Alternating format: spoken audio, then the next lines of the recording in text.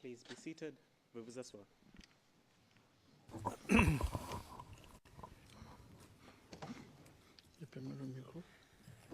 Good afternoon. Le président, bonjour à tous, à nouveau. Vous êtes déjà debout, je suis un peu inquiet, dit le président. Maître Hochet, je comprends très bien. Je partage votre sentiment, je le comprends. Le président, vous me donnez quand même la parole pour que je puisse quand même dire bonjour à tout le monde et peut-être vous faire part de notre décision. Maître Hochet, oui, mais non, c'est ça?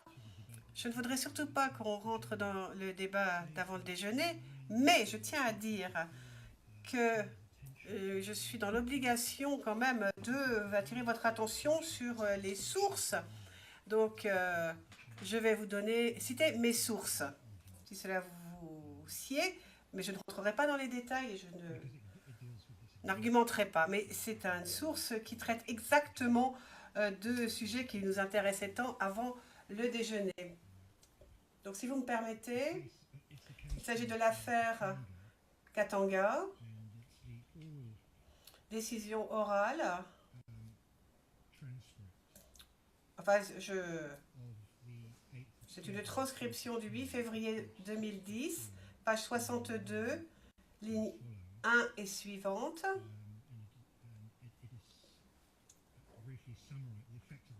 Et la décision est résumée ensuite dans la décision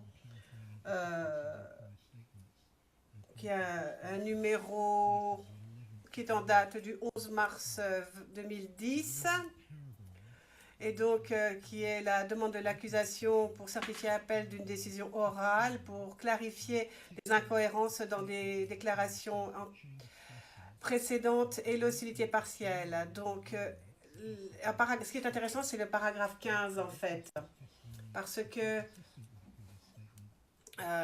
il est écrit donc qu'en ce qui concerne cette déclaration, la Chambre déclare, et je cite, la Chambre déclare qu'elle n'a pas fait de déclaration orale selon laquelle le témoin qui témoigne en ce moment dit des choses qui ne sont pas cohérentes avec sa déclaration préalable, mais on ne peut que montrer sa déclaration préalable si la Chambre considère que ce témoin a perdu la mémoire ou si la Chambre l'a déclaré hostile. Donc la Chambre a tiré cette conclusion en ce qui concerne le témoin P250 parce que ses réponses étaient assez incohérentes par rapport à ce qu'il avait dit. Et donc la Chambre a bien dit qu'il n'avait pas perdu la mémoire et donc le paragraphe 109 n'était pas applicable.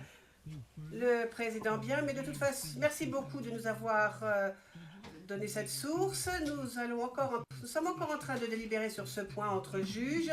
Et avant la fin de l'interrogatoire du témoin, bien sûr, nous aurons rendu notre décision. Mais je vais donc demander à M. McDonald de poursuivre son interrogatoire. Et nous verrons ce qu'il en est plus tard quant à la décision qui sera rendue par la Chambre.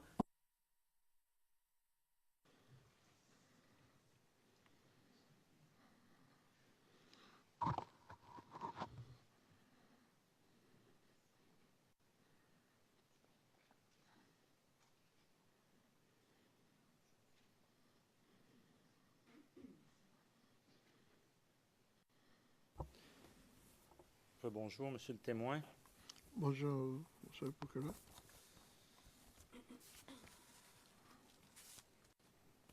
Dans un but d'éclaircir la question,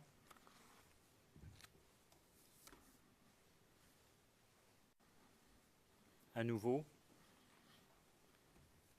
je reste toujours sur le slogan « On gagne ou on gagne ».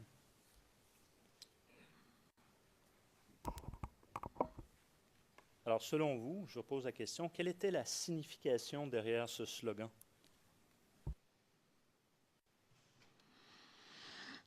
Monsieur le procureur, je pense avoir déjà répondu. Vous savez, le slogan, ce n'est pas moi qui l'ai lancé. Ça a été vu dans les publicités du président, Mais je pense, comme je viens de vous le dire, c'est un slogan campagne pour faire, pour faire la campagne présidentielle. On gagne ou on gagne, c'est des mots, si vous voulez. Vous savez, nous, on a l'habitude à Abidjan de jouer avec les mots et de prendre les mots comme ça. On peut dire des choses. On gagne ou on gagne, mais ça ne veut pas dire que si on a gagné, on doit rester, ou si on n'a pas gagné, c'est des mots de campagne, je crois. Moi, c'est mon analyse à moi, personnelle. Ce sont des mots qu'on a utilisés pour faire la campagne. Je ne sais pas d'autres choses sur ce mot-là. Je vais revenir sur ce que vous avez dit précédemment ce matin, ou avant la pause déjeuner, si vous préférez, page 65 du transcrit français à partir de la ligne 2. Et je vais vous lire, parce que je vais vous poser une question de précision. Écoutez, vous savez, en campagne, on essaie d'utiliser les mots pour, si tu veux, ambiancer. En ce moment, c'est dans le transcrit, c'est comme ça, la campagne. Sinon, avec Gbagbo, on gagne ou on gagne, ça ne veut pas dire qu'on doit forcément rester ou on doit forcément gagner. Ce sont des slogans de campagne. Ça se fait partout dans le monde. Vous choisissez les slogans pour faire votre campagne. C'est comme on disait, il n'y a rien en face, c'est maïs. Ça veut dire quoi? Il n'y a rien en face, c'est maïs. Ça veut dire que ceux qui sont en face de nous, ils ne sont rien. C'est comme du maïs qu'on mange. Mais ça ne veut pas dire que ce sont des slogans violents. Ce sont des slogans de campagne comme eux aussi avaient des slogans que je ne connaissais pas, mais c'est pareil, on était en campagne.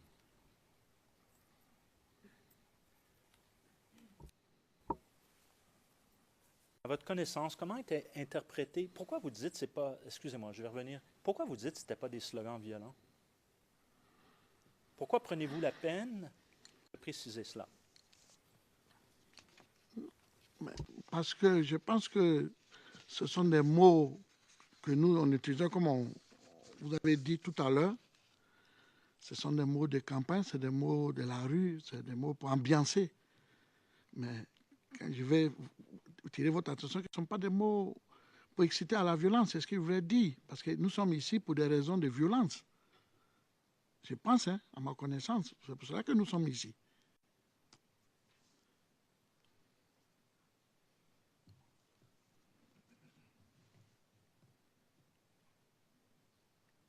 Pourquoi mentionnez-vous, toujours à la ligne, le même transcrit, je relis à partir de la ligne 4, cette fois-ci, ça ne veut pas dire qu'on doit forcément rester ou on doit forcément gagner. Pourquoi prenez-vous la peine de préciser cela ce matin dans votre témoignage? Parce que le slogan veut à peu près dire ce que ça veut dire. Ça dit où on gagne, où on gagne. Ça dit où on a gagné, où on gagne. Ça dit c'est forcé qu'on doit gagner. C'est ce que ça veut dire à peu près, si vous voulez. Mais c'est des mots de l'ambiance. C'est pour exciter les gens à l'ambiance. C'est tout.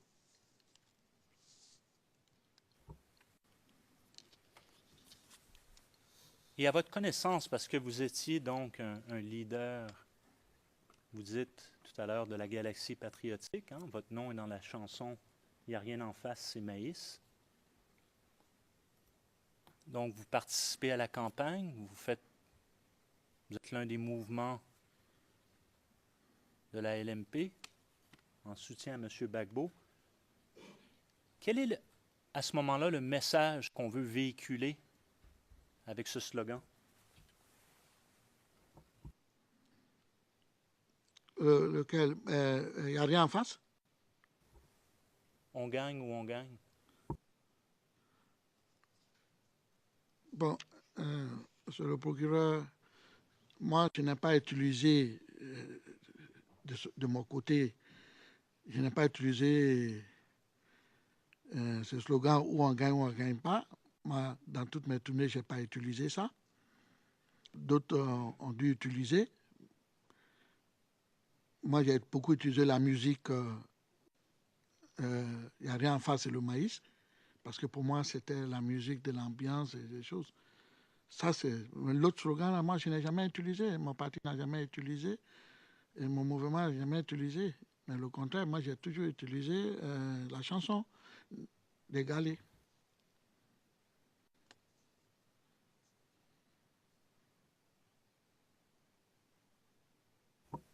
Je comprends que ce n'est pas votre slogan. Ça, je comprends ça. Mais vous avez fait campagne pour ça, n'est-ce pas? Donc, c'est quoi le message? C'est qu'est-ce que le message, avec quoi? Monsieur le procureur, quand vous allez en campagne, c'est pas pour aller faire une défaite. Vous allez en campagne, c'est pour gagner la présidentielle. Donc, vous utilisez les moyens pacifiques, les moyens de votre parole pour faire votre campagne et pour que la population vous soutienne et que la population puisse vous voter pour que vous restez.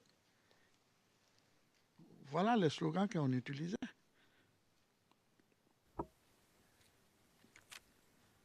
Et donc, je comprends que la Chambre n'a pas encore rendu sa décision, mais elle va le faire, toujours dans l'esprit d'aider la Chambre à rendre cette décision. Vous rappelez-vous d'avoir été questionné à ce sujet lors de vos rencontres avec le bureau du procureur? Monsieur le procureur, vous allez bien vouloir m'excuser, c'est vrai. Vous savez, les auditions ont commencé avec moi depuis le 4 octobre 2011. Et tout le temps, il y avait des auditions. Ça a duré pendant 4 ans. Je ne peux pas me souvenir à peu près de tout. Si vous voulez m'aider dans ce sens et qu'on puisse avancer, il n'y a pas de problème à ça. Mais personnellement, il faut que les choses soient claires. Quand même, c'est des choses qui ont duré depuis 4 ans. Et depuis 4 ans, je suis auditionné en différents partis et chaque fois, souvent même pour la même cause en plusieurs reprises. Et vous savez, pour nous, c'est un peu difficile. Ce genre de choses, on n'est pas habitué à ce genre d'auditions. Donc, comme je vous le dis, je peux être questionné sur ce sujet et je peux ne pas me souvenir. Maintenant, s'il y a d'autres possibilités qu'on me rafraîchisse la mémoire ou qu'on puisse m'aider, il n'y a même pas de problème, on peut avancer.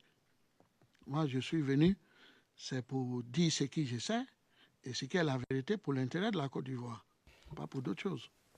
Parce que vous avez également dit ce matin que votre mémoire, elle n'est pas infaillible.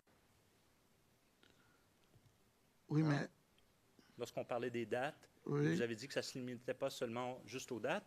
Oui. Vous aviez des fois des problèmes au niveau de votre mémoire. N'est-ce pas? Oui, c'est ce que j'ai dit. Donc, en ce moment, si vous avez ajouté à vos réponses sur le sujet du slogan « On gagne ou on gagne », en ce moment, vous dites que vous n'en rappelez pas. C'est bien ça, juste pour qu'on comprenne bien votre témoignage. Ce n'est pas un guet-apens, ce n'est pas une... Oui, monsieur le procureur, j'ai dit, cette question était posée. Il y a eu peut-être de l'audience dessus, audition dessus. Mais je souhaiterais qu'on puisse me rappeler un peu certaines choses. Parce que, comme j'ai dit, c'est quand même longtemps. Ça a duré aussi.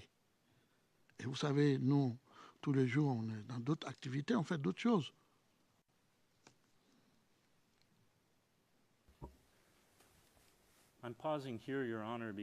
Je fais une pause maintenant, Monsieur le Président. Je ne sais pas si cela est utile pour la Chambre. Ces nouveaux faits mentionnés par le témoin sont-ils utiles pour la Chambre? Je viens de suivre une procédure afin de revenir et d'essayer d'obtenir de sa part un élément d'information qui milite en faveur d'un exercice de rafraîchissement de la mémoire. Le juge président, mais nous ne sommes pas en train de parler de faits anodins dont on ne peut pas se souvenir. Il s'agit d'un élément d'information très important, crucial. je voudrais simplement vous rappeler que vous êtes sous serment, que vous êtes tenu de dire la vérité, et que si vous vous souvenez de quelque chose, vous dites ce dont vous vous souvenez. Si vous ne vous souvenez pas, vous dites simplement je ne m'en souviens pas. Mais de toute façon, vous devez dire la vérité.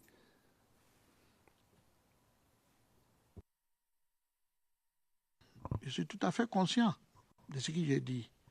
Je suis venu de la Côte d'Ivoire jusqu'ici, c'est des milliers de kilomètres, c'est pour dire la vérité. C'est pour dire ce que je sais. Mais il arrive parfois, tu peux oublier certaines dépositions. Et c'est normal, Monsieur le Président. Ce n'est pas que je le fais exprès, non, je suis désolé. Je ne suis pas venu cacher quelque chose. Je vais dire toute la vérité. C'est pour que et ça va dans l'intérêt aussi de moi-même et de mon parti même. C'est crédible pour moi que j'ai dit la vérité. Donc, si j'ai dit certaines choses, je ne me rappelle pas, effectivement, c'est vrai.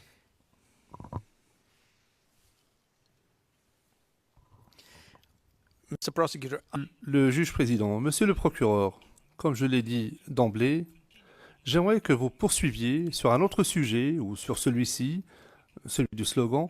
Nous y reviendrons plus tard. Autrement, les choses deviennent un peu confuses. Je ne souhaite pas que les choses soient confuses. Je vous demande simplement de passer à autre chose. Laissez le slogan de « on gagne ou on gagne ». Laissez-le de côté pour l'instant et poursuivez avec un autre thème jusqu'à ce que nous ayons rendu notre décision, après quoi vous pourriez retourner à cela. I will, Your Honor. Le président, monsieur MacDonald. Très bien, monsieur le président. Je voudrais simplement rappeler à la Chambre, et je crois que la Chambre le sait parfaitement, nous l'avons dit dans notre déclaration liminaire d'ailleurs, vous entendrez un certain nombre de témoins qui sont d'anciens personnes qui étaient très proches des co-accusés. Et pour l'instant, ils ont l'impression d'être sur la sellette. Ce que je veux dire, c'est que je vais effectivement aborder un autre thème dans l'espoir que je ne vais pas me heurter à ce genre de situation dans une demi-heure. Le président, eh bien, ça dépendra aussi de votre façon de formuler vos questions et de votre interrogatoire. Je ne sais pas si cela vous aide. Merci.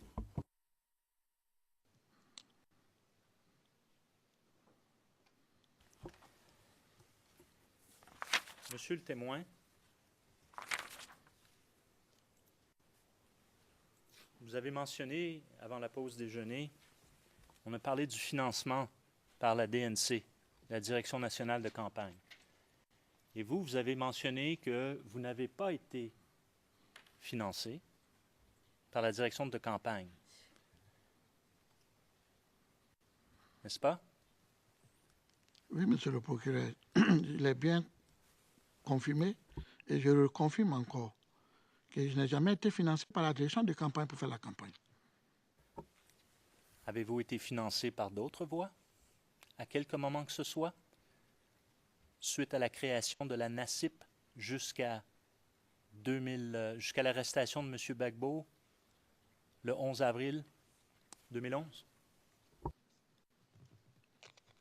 Monsieur le procureur, pour la création de la NACIP, moi j'avais mes propres moyens. J'avais mes propres moyens de faire la politique, j'avais mes propres moyens de créer mon parti, mon mouvement, tout ça. Je l'ai fait de mes propres moyens, monsieur le procureur. De mes propres moyens.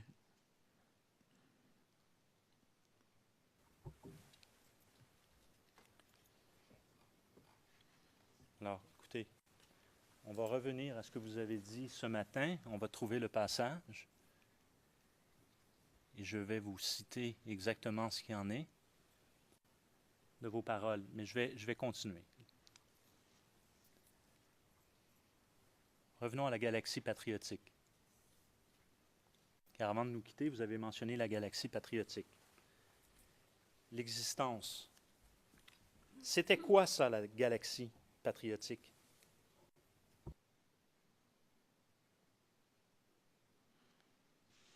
La galaxie patriotique, c'était où se retrouvaient et se reconnaissaient tous les leaders des différents mouvements politiques et de mouvements soutien à la patrie. qui pensaient que nous étions attaqués. Donc, on s'est organisé. Donc, c'est le groupe de tous les leaders qui étaient ensemble qu'on appelle la Gracie patriotique. La Gracie patriotique, c'est ceux qui défendent leur patrie.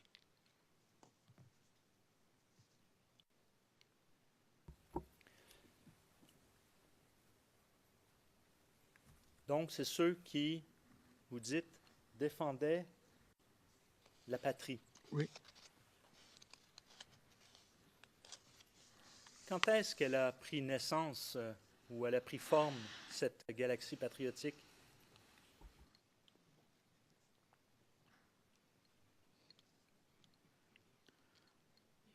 La Gracie patriotique a commencé à prendre forme et s'organiser à partir lorsque la Côte d'Ivoire a été attaquée et la Côte d'Ivoire a été divisée. C'est comme ça.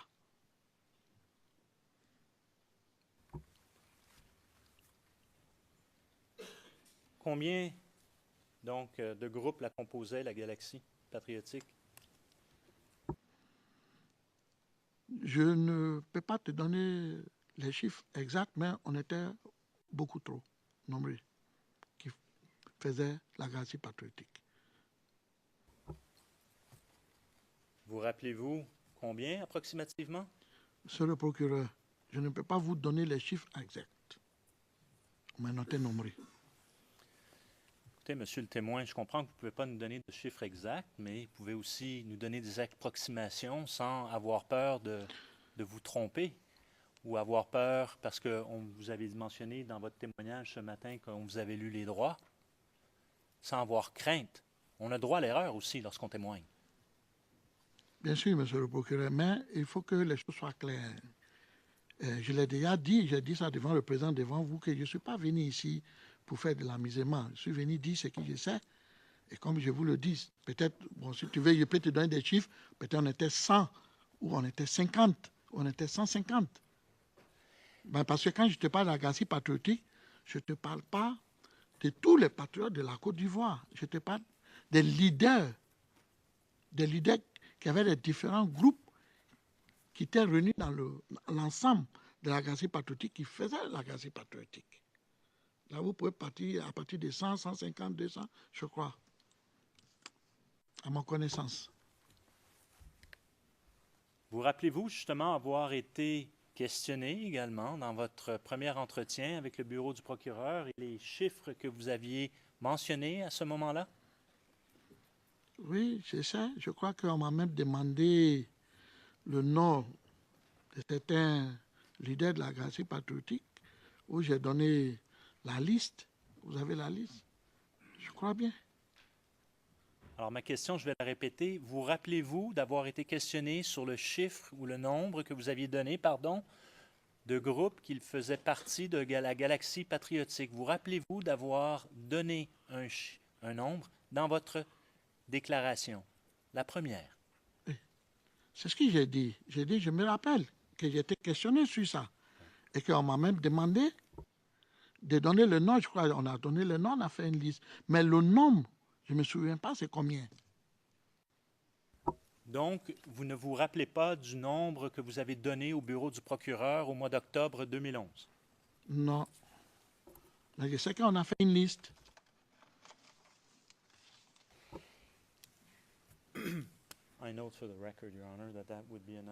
Je note pour le compte-rendu que nous aurons l'occasion ultérieurement de rafraîchir la mémoire du témoin à cet égard. Le président, faites-le. Faites-le maintenant. C'est différent de la situation précédente. C'est différent. Maître Rocher, c'est différent. Le président confirmant, oui, c'est différent. Pardon, monsieur le procureur, monsieur MacDonald. La différence est celle-ci. Cette fois-ci, le témoin a bien dit « je ne m'en souviens pas ». Alors que dans la situation précédente, il a donné une réponse et vous n'étiez pas tout à fait satisfait de la réponse. C'est là la différence. Monsieur MacDonald, il ne s'agit pas d'être satisfait ou pas de la réponse. Je comprends parfaitement ce que vous avez dit, monsieur le président, mais je veux simplement que ça soit précis. Puisque mon contradicteur s'est levé et a cité Katanga, moi aussi je pourrais vous citer Ruto et d'autres affaires. L'essentiel, c'est que la première étape avant de demander l'autorisation de poser des questions directrices à un témoin qui refuse de répondre aux questions, et ce de manière délibérée, et d'établir si ce qui a été dit précédemment par le même témoin. Dans ce cas-là, l'objectif est de rafraîchir la mémoire du témoin pour qu'il puisse dire « oui, je m'en souviens ». Le président interrompant « oui, mais nous n'allons pas nous étendre sur le sujet parce que cela fait partie de la délibération de la Chambre. La situation présente est différente de la situation précédente. Donc, procéder à un rafraîchissement de la mémoire du témoin. » Monsieur MacDonald, d'accord. Trouver la référence exacte. Mais vous avez mentionné dans votre déclaration, la première, plus de 300. Est-ce que vous vous rappelez avoir dit cela lors de votre première rencontre, alors que l'enregistrement tourne et qu'on capte votre voix et chaque mot que vous dites? Monsieur le procureur, puisque vous venez de... Ça peut être possible, il n'y a pas de problème. Si c'est ce que j'ai dit et que c'est ce qui est mentionné, il n'y a pas de problème. À votre connaissance, donc, je vous repose la question, selon vous, il y avait combien de groupes, approximativement, je comprends que vous ne les avez pas tous comptés l'un à un, qui pouvaient, là, je vous ai rafraîchi la mémoire en vous précisant 300, plus de 300. Alors, je vous pose la question. Ça va être l'exercice qu'on va falloir faire, monsieur le témoin, tout au long de votre témoignage. Armez-vous de patience. Ouais, il s'agit de la Côte d'Ivoire, il n'y a pas de problème. Monsieur le procureur, vous avez dit que j'ai mentionné plus de 300. Nous allons vous dire, et je répète, il y en avait plus de 300. Quand vous parlez de groupes, les groupes, il y avait trop de groupes. Mais il y avait toutes sortes de groupes. Donc, vous pouvez prendre plus de 300. Tous ces groupes qui faisaient partie de la Galaxie patriotique, ça, il n'y a pas de problème. Moi, je ne vois pas aucun problème à ça.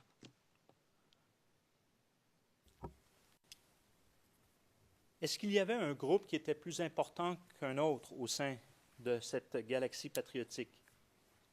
Ou plus nombreux, ou plus grands, ou plus importants?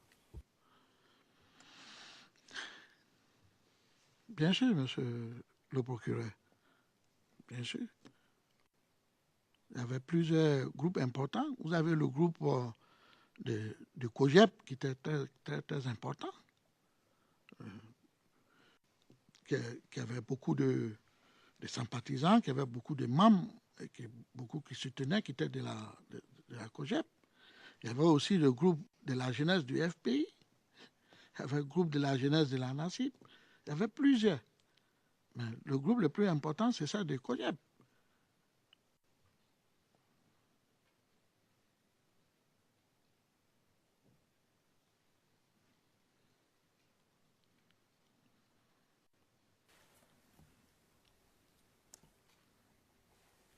Qui était à la tête du Congrès panafricain des jeunes et patriotes, donc du COGEP?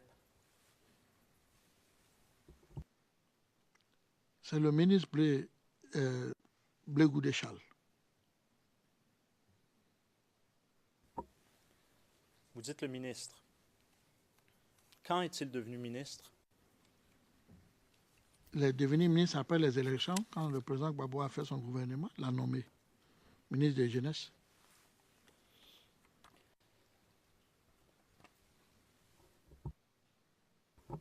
Avant les élections, quel était son titre? Il était le président du COGEP et chef de la Galaxie patriotique. Donc, il était président du Congrès panafricain des jeunes et patriotes. Et il était également, vous dites, à la tête de la Galaxie patriotique? Bien sûr.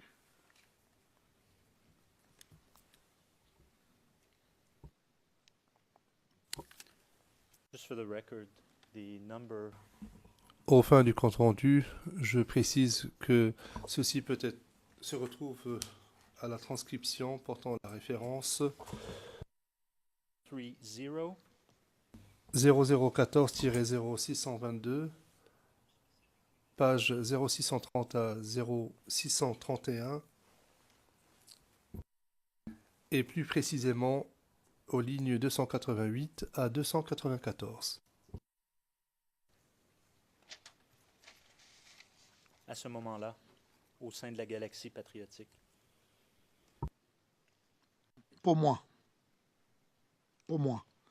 un patriote, c'est celui qui défend les intérêts de sa patrie, de son pays. C'est ça, un patriote, pour moi. Je ne sais pas c'est pour qui ou pour les autres, qu'est-ce que c'est un patriote. Mais pour moi, un patriote, c'est lui qui défend les intérêts de son pays. Quels étaient les principaux leaders de la galaxie patriotique? Êtes-vous à même des nommés? Vous avez fait référence à un document ou les... Alors, je vous demande dans un premier temps de mémoire. Ok, je peux citer quelques-uns. Allez-y. Ok. Il y a Blé lui-même. Il y a moi-même. Il y a Dakou Richard. Il y a Youssouf Fofana. Il y a tout cela. Il y a Navigo aussi, faisait partie de la galaxie patriotique. Bon, quand vous dites Blé, vous faites référence à M. Blé Goudet. Oui, j'ai dit Blé Goudet, c'est mon petit frère. J'ai dit Blé Goudet, Charles, le ministre Blé Goudet. Vous faites référence aussi, vous avez dit un nom, Navigué, Naviguer. prénom ou deuxième nom?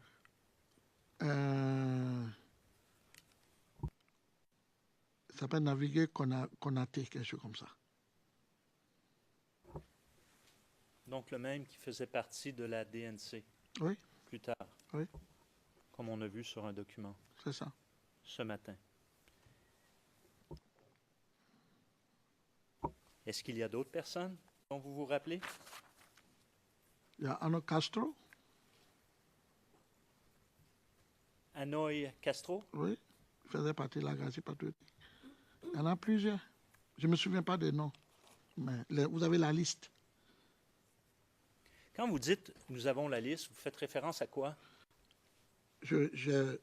Dans les auditions, on m'a auditionné, où m'a sonné les noms. On a fait une liste des noms des leaders de la galaxie patriotique, les jeunes qui supportaient le président Gbagbo. J'ai donné la liste. Ça, vous vous rappelez de cela? Bien sûr. Très bien. Alors, on va prendre cette liste. OK. Afin de vous rafraîchir la mémoire. There I do have an objection. Maître Rocher, là, je dois opposer une objection. Cette liste... Pourriez-vous enlever votre casque, s'il vous plaît? Cette liste de noms, si je me souviens bien, c'est une liste... Enfin, dans un premier temps, on lui a posé des questions au sujet de certains noms. On lui a demandé de fournir cette liste le lendemain. Lors de ses auditions, il a eu l'occasion de rentrer chez lui, de revenir et de rédiger une liste, dresser une liste le lendemain ou un autre jour. Une liste de noms.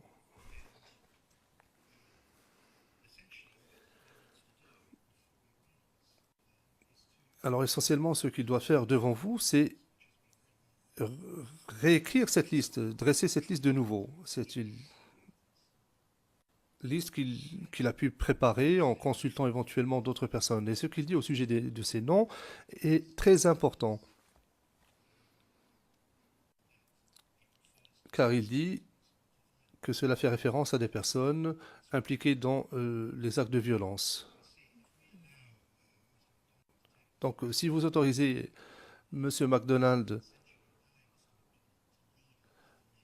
de présenter cette liste devant le témoin et d'utiliser une liste qui a été préparée dans des circonstances très différentes et loin de cette chambre, il ne s'agit pas d'une liste qui a été préparée pendant les événements, elle a été préparée dans le cadre des auditions du témoin avec le bureau du procureur, en accordant à ce témoin l'occasion de faire des appels téléphoniques et éventuellement d'aller consulter d'autres personnes avant de la préparer. Pour toutes ces raisons, nous soulevons une objection. Nous ne voulons pas que cette liste soit présentée aux témoins. Le président Maître Knoops, Maître Knops, nous nous associons à cette objection, Monsieur le Président. Maître Massida, nous n'avons pas d'observation à formuler, Monsieur le Président. Monsieur le Procureur, Monsieur MacDonald, le contexte dans lequel cette liste a été dressée, au vu des commentaires formulés par mon contradicteur, le Président interrompant, pourquoi est-ce que vous ne demandez pas aux témoins dans quel contexte la liste a été préparée? Je ne sais pas, en fait, ce qu'il en est. J'ai entendu une partie, mais je crois que la personne la mieux placée pour répondre à ces questions sur cette liste, justement, c'est le témoin lui-même. Monsieur MacDonald, d'accord, je vais le faire. Le président poursuivant. D'ailleurs, cela fait partie des observations que j'ai formulées tout à l'heure. Enfin, vous pouvez lui poser une question sur le contexte. Monsieur MacDonald, j'allais simplement dire que mon contradicteur pourrait poser ces questions dans le cadre de son contre-interrogatoire, s'il souhaite entamer la crédibilité du témoin. Mais moi, je vais poser mes questions à ma manière. Vous avez vos écouteurs, très bien. Pourriez-vous expliquer, vous rappelez-vous le contexte comment cette liste a été compilée, elle a été écrite? Ce sont des questions que les enquêteurs me posaient et qu'il était nécessaire que je fasse la liste pour leur remettre ça. Où étiez-vous lorsque vous avez fait la liste? Je crois que c'est Abidjan. Mais est-ce que vous étiez en présence des enquêteurs? Non. Où étiez-vous donc? Le jour qu'on a fini les premières enquêtes, je suis reparti à la pergola. Il était question que j'ai fait la liste pour les envoyer. Puisque le lendemain, je devais être auditionné. Et donc, j'ai fait venir la liste le lendemain. Donc, vous étiez à la pergola lorsque vous avez fait cette liste? Oui. Et qui a confectionné cette liste? C'est moi-même. Avez-vous eu de l'aide? C'est moi-même. Parce que peut-être il fallait que je me retire un peu pour de réfléchir un peu et de me rappeler des noms de nos camarades de lutte. Donc, qui a écrit la liste? Parce que je comprends que c'est en format écrit. J'en ai une copie ici. Oui. Bon. C'est écrit à la main. Hein? Oui, bien sûr. Qui l'a écrit? Qui a écrit ça? Demandez à un ami d'écrire ça. Est-ce qu'on peut le nommer en audience publique? Non.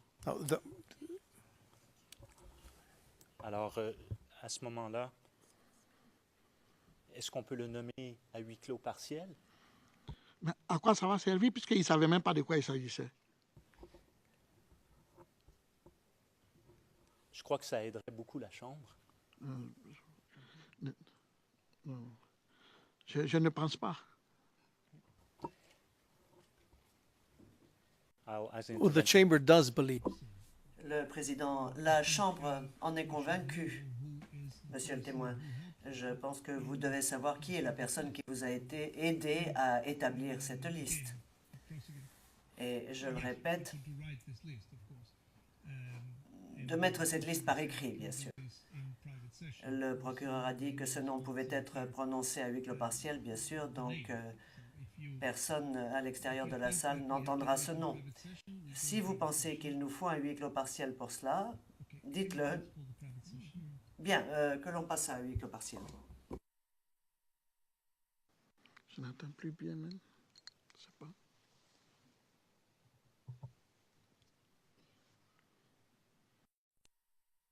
En vérité, pour l'intérêt de la Côte d'Ivoire, pas pour d'autres choses. Parce que vous avez également dit ce matin que votre mémoire, elle n'est pas infaillible. Oui, mais... Lorsqu'on parlait des dates, oui. Vous avez dit que ça ne se limitait pas seulement juste aux dates. Oui. Vous aviez des fois des problèmes au niveau de votre mémoire. N'est-ce pas? Oui, c'est ce que j'ai dit. Donc, en ce moment, si vous avez ajouté à vos réponses sur le sujet du slogan « On gagne ou on gagne », En ce moment, vous dites que vous n'en rappelez pas. C'est bien ça, juste pour qu'on comprenne bien votre témoignage. Ce n'est pas un guet-apens, ce n'est pas une... Oui, monsieur le procureur, j'ai dit, cette question était posée. Il y a eu peut-être de l'audience dessus, audition dessus. Mais je souhaiterais qu'on puisse me rappeler un peu certaines choses. Parce que, comme j'ai dit, c'est quand même longtemps. Ça a duré aussi. Et vous savez, nous, tous les jours, on est dans d'autres activités, on fait d'autres choses.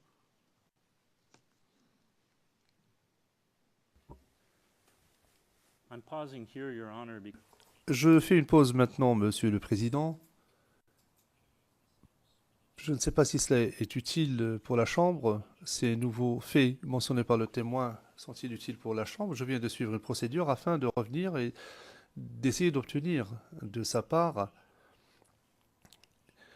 un élément d'information qui milite en faveur d'un exercice de rafraîchissement de la mémoire. Le juge président, mais nous ne sommes pas en train de parler de faits anodins dont on ne peut pas se souvenir. Il s'agit d'un élément d'information très important, crucial. Je voudrais simplement vous rappeler que vous êtes sous serment, que vous êtes tenu de dire la vérité, et que si vous vous souvenez de quelque chose, vous dites ce dont vous vous souvenez. Si vous ne vous souvenez pas, vous dites simplement « je ne m'en souviens pas ». Mais de toute façon, vous devez dire la vérité.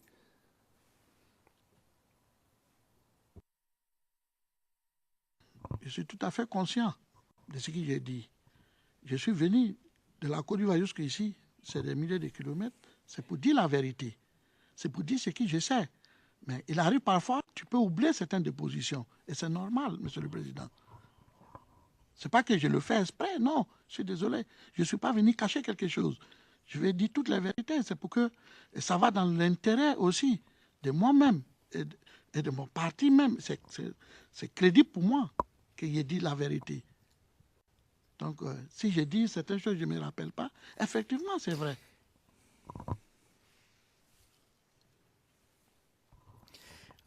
Mr. Prosecutor, Le juge président, monsieur le procureur, comme je l'ai dit d'emblée, j'aimerais que vous poursuiviez sur un autre sujet ou sur celui-ci, celui du slogan.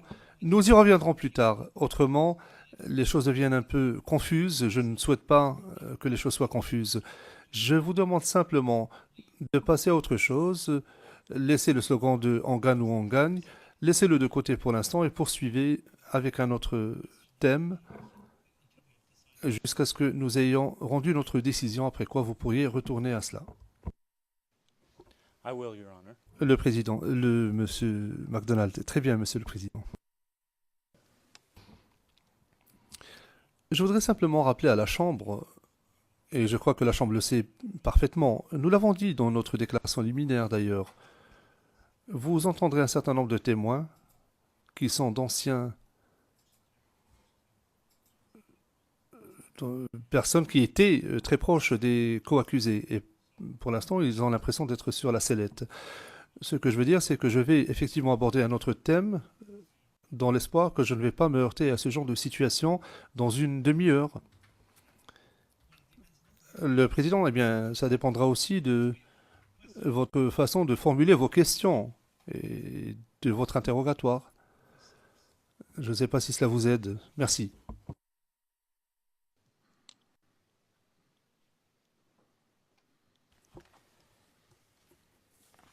Monsieur le témoin, vous avez mentionné, avant la pause déjeuner, on a parlé du financement par la DNC, la Direction nationale de campagne. Et vous avez mentionné que vous n'avez pas été financé par la direction de campagne. N'est-ce pas?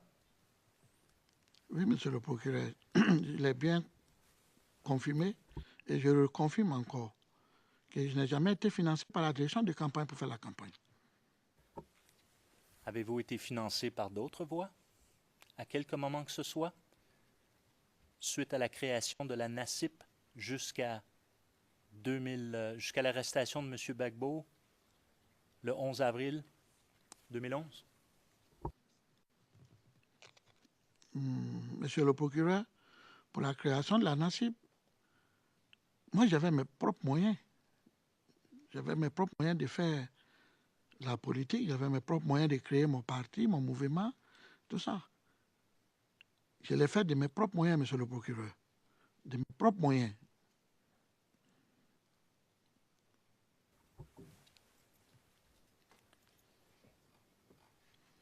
Alors, écoutez, on va revenir à ce que vous avez dit ce matin. On va trouver le passage. Et je vais vous citer exactement ce qu'il en est de vos paroles. Mais je vais continuer. Revenons à la galaxie patriotique. Car avant de nous quitter, vous avez mentionné la galaxie patriotique. L'existence. C'était quoi ça, la galaxie patriotique? Forcément gagné, ce sont des slogans de campagne. Ça se fait partout dans le monde. Vous choisissez les slogans pour faire votre campagne. C'est comme on disait, il n'y a rien en face, c'est maïs. Ça veut dire quoi? Il n'y a rien en face, c'est maïs. Ça veut dire que ceux qui sont en face de nous, ils ne sont rien. C'est comme du maïs qu'on mange. Mais ça ne veut pas dire que ce sont des slogans violents. Ce sont des slogans de campagne comme eux aussi avaient des slogans que je ne connaissais pas, mais c'est pareil, on était en campagne.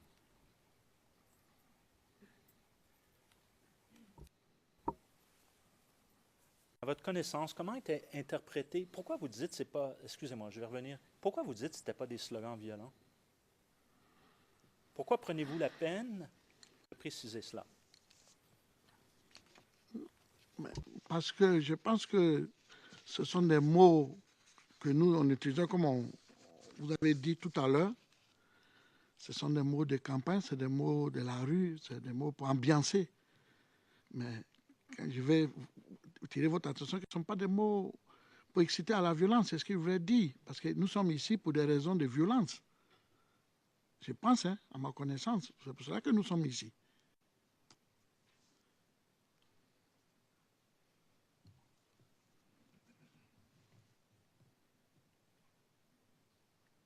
Pourquoi mentionnez-vous toujours à la ligne, le même transcrit, je relis à partir de la ligne 4, cette fois-ci, ça ne veut pas dire qu'on doit forcément rester ou on doit forcément gagner. Pourquoi prenez-vous la peine de préciser cela ce matin dans votre témoignage?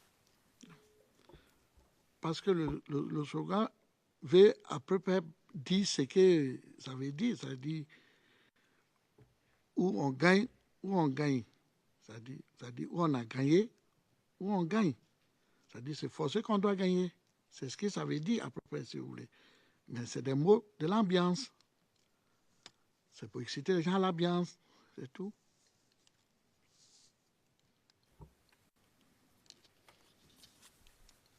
Et à votre connaissance, parce que vous étiez donc un leader, vous dites tout à l'heure de la galaxie patriotique, hein, votre nom est dans la chanson « Il n'y a rien en face, c'est maïs ».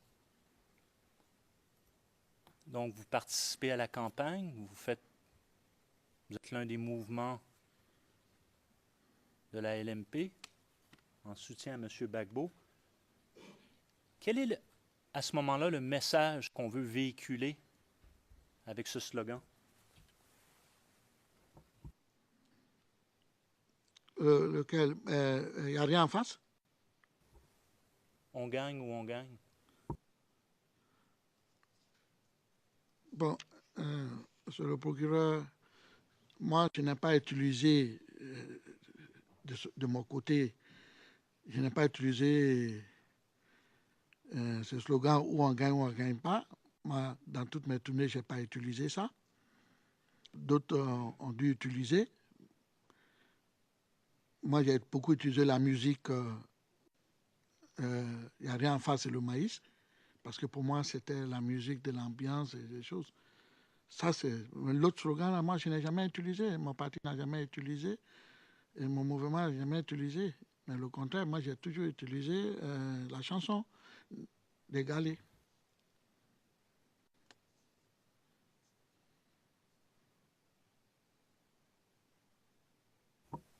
Je comprends que ce n'est pas votre slogan. Ça, je comprends ça. Mais vous avez fait campagne pour ça, n'est-ce pas? Donc, c'est quoi le message? C'est qu'est-ce que le message, avec quoi? Monsieur le procureur, quand vous allez en campagne, ce n'est pas pour aller faire une défaite. Vous allez en campagne, c'est pour gagner la présidentielle. Donc, vous utilisez les moyens pacifiques, les moyens de votre parole pour faire votre campagne et pour que la population vous soutienne et que la population puisse vous voter pour que vous restez. Voilà les slogans qu'on utilisait.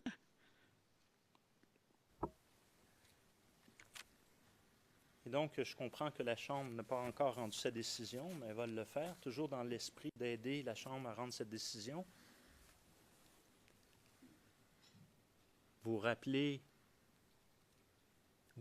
d'avoir été questionné à ce sujet lors de vos rencontres avec le bureau du procureur? Monsieur le procureur, vous allez bien vouloir m'excuser, c'est vrai. Vous savez, les auditions ont commencé avec moi depuis le 4 octobre 2011. Et tout le temps, il y avait des auditions. Ça a duré pendant 4 ans. Je ne peux pas me souvenir à peu près de tout. Si vous voulez m'aider dans ce sens et qu'on puisse avancer, il n'y a pas de problème à ça. Mais personnellement, il faut que les choses soient claires. Quand même, c'est des choses qui ont duré depuis 4 ans. Et depuis 4 ans, je suis auditionné en différents partis et chaque fois, souvent même pour la même cause en plusieurs reprises. Et vous savez, pour nous, c'est un peu difficile. Ce genre de choses, on n'est pas habitué à ce genre d'auditions. Donc, comme je vous le dis, je peux être questionné sur ce sujet et je peux ne pas me souvenir. Maintenant, s'il y a d'autres possibilités qu'on me rafraîchit la mémoire ou qu'on puisse m'aider, il n'y a même pas de problème, on peut avancer. Moi, je suis venu, c'est pour dire ce que je sais et ce qu'elle a. La Garantie patriotique, c'était où se retrouvaient et se reconnaissaient tous les leaders des différents mouvements politiques et de mouvements soutien à la patrie, qui pensaient que nous étions attaqués. Donc, on s'est organisé. Donc, c'est le groupe de tous les leaders qui étaient ensemble qu'on appelle la Garantie patriotique. La Garantie patriotique, c'est ceux qui défendent leur patrie.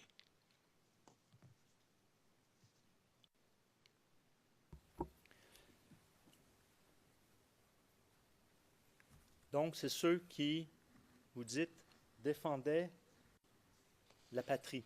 Oui. Quand est-ce qu'elle a pris naissance ou elle a pris forme, cette galaxie patriotique?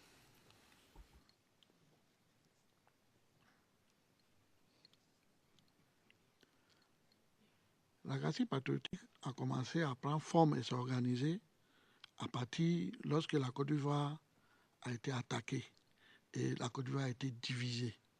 C'est comme ça.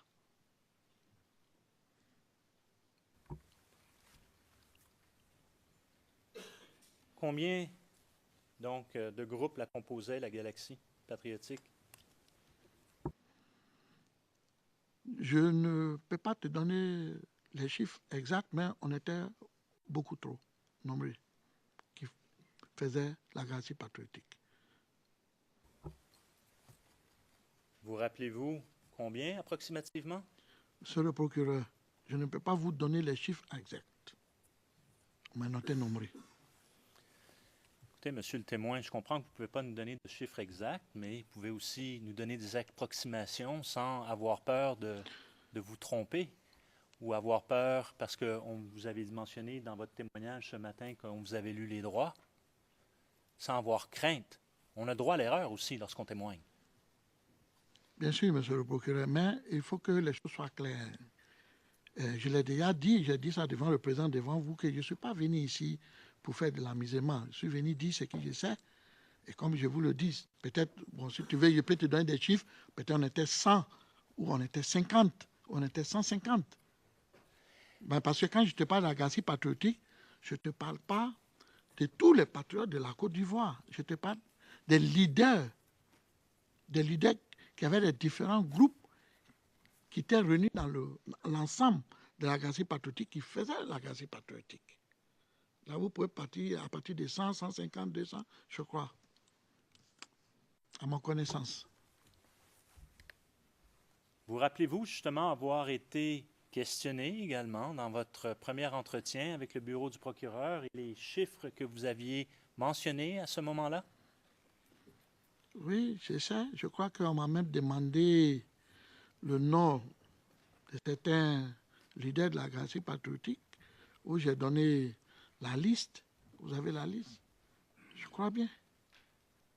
Alors, ma question, je vais la répéter. Vous rappelez-vous d'avoir été questionné sur le chiffre ou le nombre que vous aviez donné, de groupes qui faisaient partie de la galaxie patriotique? Vous rappelez-vous d'avoir donné un nombre dans votre déclaration?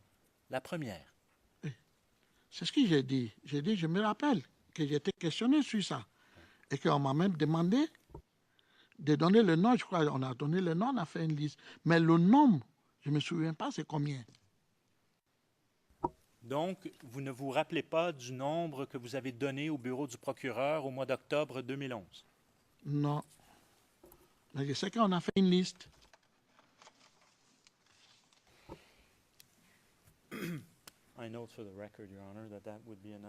Je note pour le compte-rendu que nous aurons l'occasion ultérieurement de rafraîchir la mémoire du témoin à cet égard. Le président, faites-le. Faites-le maintenant. C'est différent de la situation précédente. C'est différent. Maître Rocher, c'est différent. Le président confirmant, oui, c'est différent. Pardon, monsieur le procureur, monsieur MacDonald. La différence est celle-ci. Cette fois-ci, le témoin a bien dit « je ne m'en souviens pas ». Alors que dans la situation précédente, il a donné une réponse et vous n'étiez pas tout à fait satisfait de la réponse. C'est là la différence. Monsieur MacDonald, il ne s'agit pas d'être satisfait ou pas de la réponse. Je comprends parfaitement ce que vous avez dit, monsieur le président, mais je veux simplement que ça soit précis. Puisque mon contradicteur s'est levé et a cité Katanga, moi aussi je pourrais vous citer Ruto et d'autres affaires. L'essentiel, c'est que la première étape avant de demander l'autorisation de poser des questions directrices à un témoin qui refuse de répondre aux questions, et ce de manière délibérée, et d'établir si ce qui a été dit précédemment par le même témoin. Dans ce cas-là, l'objectif est de rafraîchir la mémoire du témoin pour qu'il puisse dire « oui, je m'en souviens ». Le président interrompant « oui, mais nous n'allons pas nous étendre sur le sujet parce que cela fait partie de la délibération de la Chambre. La situation présente est différente de la situation précédente. Donc, procéder à un rafraîchissement de la mémoire du témoin. » Monsieur MacDonald, d'accord. Trouver la référence exacte.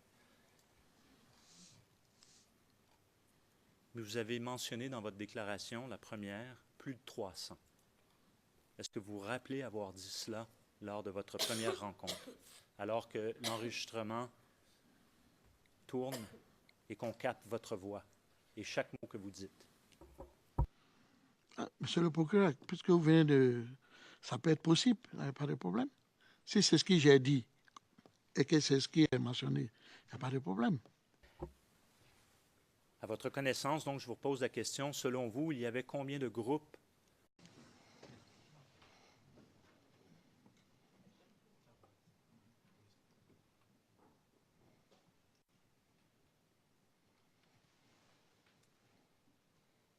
Please be seated. Veuillez vous asseoir.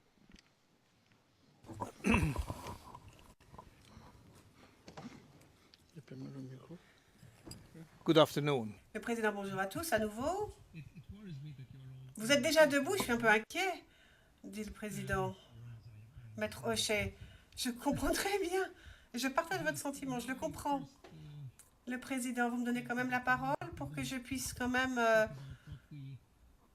dire bonjour à tout le monde et peut-être vous faire part de notre décision, Maître Hochet? Oui, mais non, c'est ça? Je ne voudrais surtout pas qu'on rentre dans le débat d'avant le déjeuner, mais je tiens à dire que je suis dans l'obligation quand même d'attirer votre attention sur les sources. Donc, je vais vous citer mes sources, si cela vous sied, mais je ne rentrerai pas dans les détails et je n'argumenterai pas. Mais c'est une source qui traite exactement de sujets qui nous intéressaient tant avant le déjeuner. Donc, si vous me permettez, il s'agit de l'affaire Katanga, décision orale. Enfin, c'est une transcription du 8 février 2010, page 62, ligne 1 et suivante.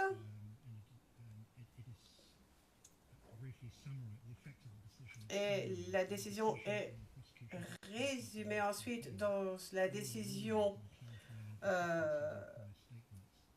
qui a un numéro qui est en date du 11 mars 2010 et donc qui est la demande de l'accusation pour certifier appel d'une décision orale pour clarifier les incohérences dans des déclarations précédentes et l'hostilité partielle. Donc, ce qui est intéressant, c'est le paragraphe 15 en fait, parce que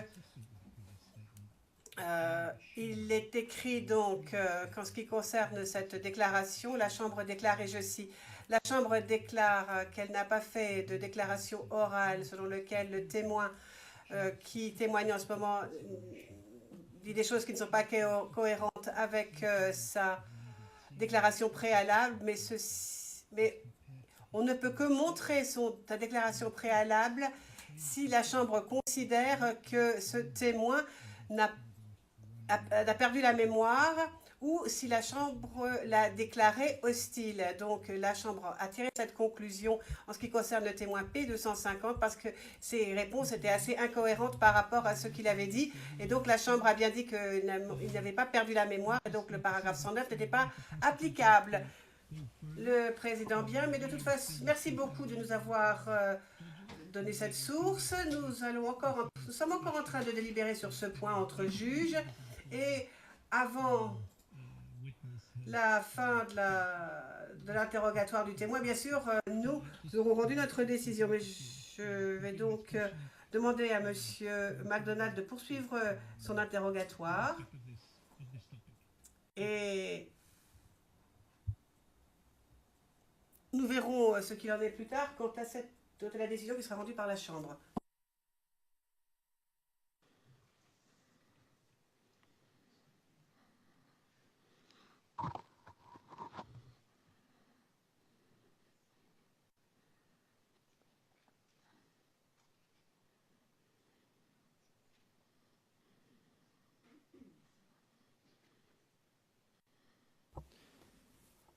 Bonjour, monsieur le témoin.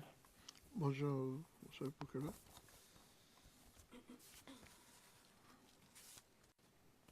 Dans un but d'éclaircir la question,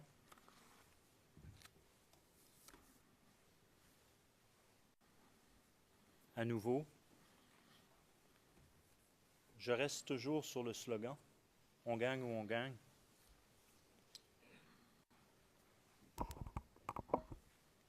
Alors, selon vous, je pose la question, quelle était la signification derrière ce slogan?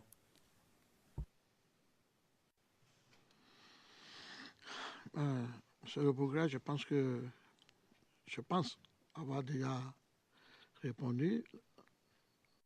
Vous savez, le slogan, ce n'est pas moi qui l'ai lancé. Ça a été vu dans les publicités du président. Mais je pense, comme je viens de vous le dire, c'est un slogan campagne pour faire la campagne présidentielle. On gagne ou on gagne, c'est des mots, si vous voulez. Vous savez, nous, on a l'habitude à Abidjan de jouer avec les mots et de prendre les mots comme ça. On peut dire des choses. On gagne ou on gagne, mais ça ne veut pas dire que si on a gagné, on doit rester, ou si on n'a pas gagné, c'est des mots de campagne, je crois. C'est mon analyse à moi personnelle. Ce sont des mots qu'on a utilisés pour faire la campagne.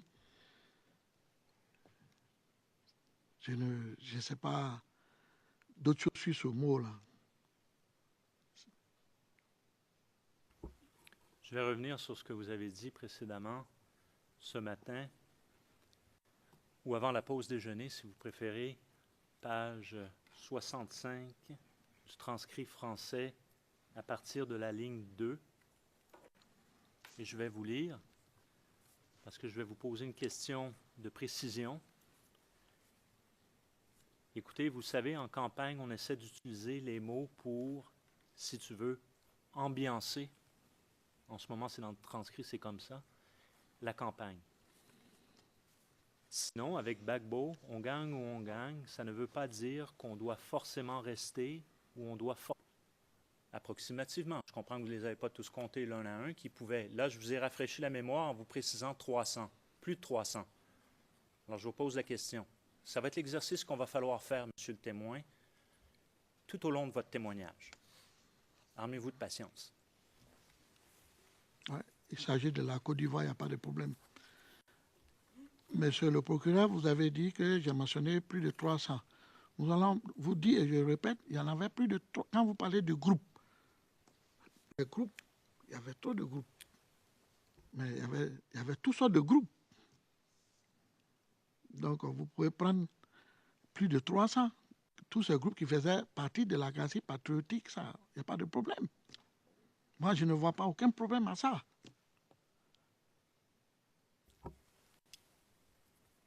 Est-ce qu'il y avait un groupe qui était plus important qu'un autre au sein de cette galaxie patriotique? Ou plus nombreux, ou plus grands, ou plus importants? Bien sûr, monsieur le procureur. Bien sûr.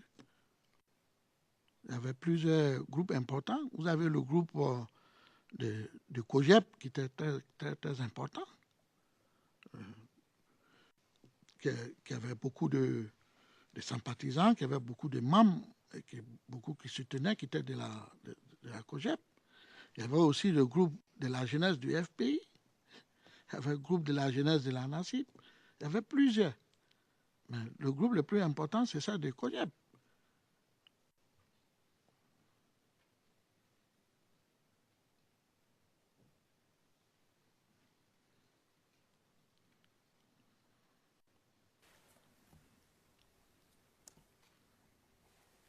Qui était à la tête du Congrès panafricain des jeunes et patriotes, donc du COGEP? C'est le ministre Blé Goudéchal. Vous dites le ministre.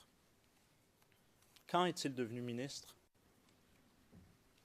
Il est devenu ministre après les élections, quand le président Gbagbo a fait son gouvernement, l'a nommé ministre de la Jeunesse.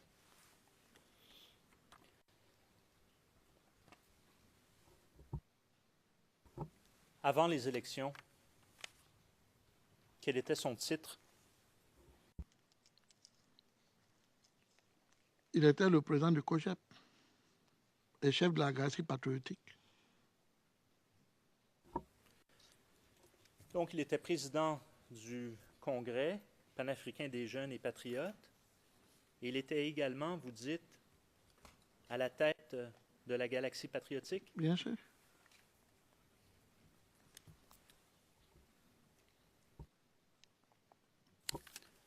Just for the record, the number...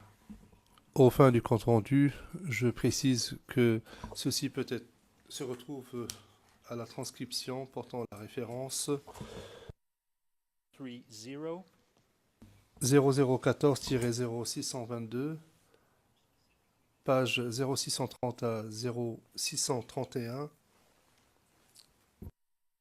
et plus précisément aux lignes 288 à 294. à ce moment-là, au sein de la Galaxie patriotique? Pour moi, un patriote, c'est celui qui défend les intérêts de sa patrie, de son pays. C'est ça, un patriote, pour moi. Je ne sais pas c'est pour qui ou pour les autres, qu'est-ce que c'est un patriote. Mais pour moi, un patriote, c'est lui qui défend les intérêts de son pays. Quels étaient les principaux leaders de la galaxie patriotique? Êtes-vous à même de les nommer? Vous avez fait référence à un document ou les... Alors, je vous demande dans un premier temps de mémoire. Ok, je peux citer quelques-uns. Allez-y. Ok. Il y a Blair lui-même. Il y a moi-même. Il y a Dak Richard. Il y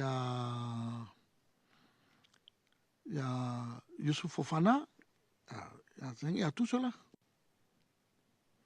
Il y a Navigo aussi, faisait partie de la galaxie patriotique. Bon, quand vous dites Blé, vous faites référence à M. Blégoudet. Oui, je dis, Blé Goudet, c'est mon petit frère. Je dis Blé Goudet, Charles, le ministre Blé Goudet. Vous faites référence aussi, vous avez dit un nom, Navigué, Naviguer. prénom ou deuxième nom?